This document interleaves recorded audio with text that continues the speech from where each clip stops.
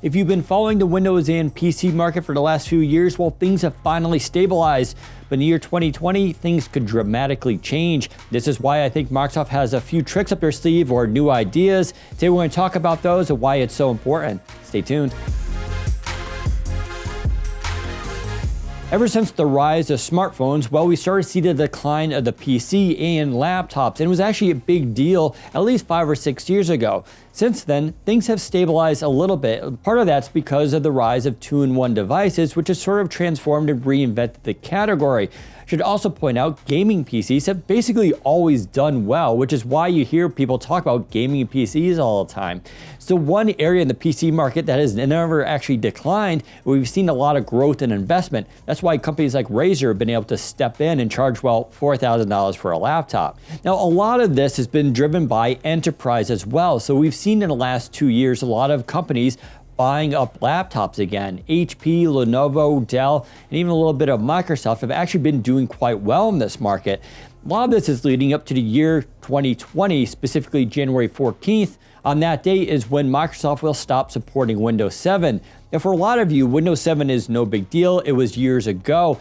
But for a lot of businesses and enterprise, Windows 7 is actually sort of a big deal. And instead of simply upgrading current PCs to Windows 10, well, they're buying new devices, partly because Windows 10 supports new features like Windows Hello and other advanced security features that these companies need or want. But after 2020, well, we could probably expect the market to start to decline and shrink again.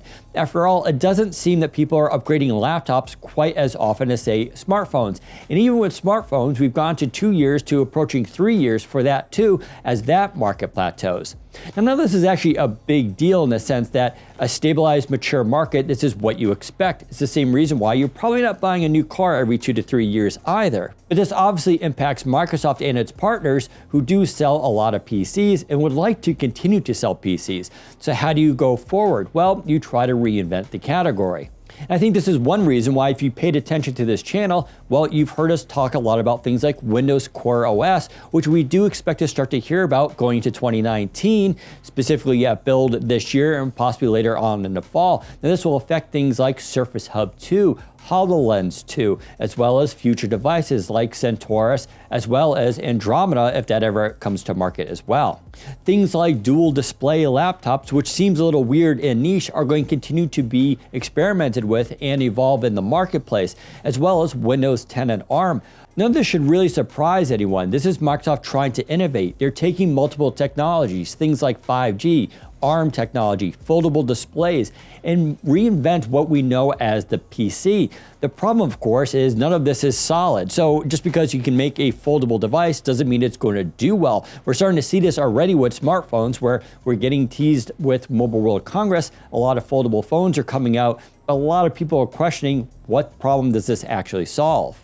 In the end, I think 2020 is going to be a really big year for Microsoft, and I'm going to be real curious where we are 1 year from today. We should be talking about the future of Windows being a light computing solution for the new mobile market, as well as new form factors, devices, foldable displays, ARM, and all of this kind of stuff. And this will be especially important once the enterprise purchases start to decline starting after 2020. It's going to be real interesting to see how Microsoft navigates the waters post-2020, and whether or not they can actually make Windows something that consumers, as well as business and enterprises, will still want to purchase even after they bought their last laptop.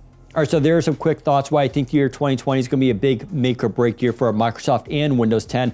You leave me a comment below and tell me what you think, though. If you like this video, give us a thumbs up and don't forget to subscribe. Thanks for watching. Take care, everyone. Device is coming to market soon in order to keep that from, lost it. Oh, God, how do you describe the late? Yeah. You think that you can put that together? Yeah, that's good. If you want to do it again, we can do it again. I'll try one more time.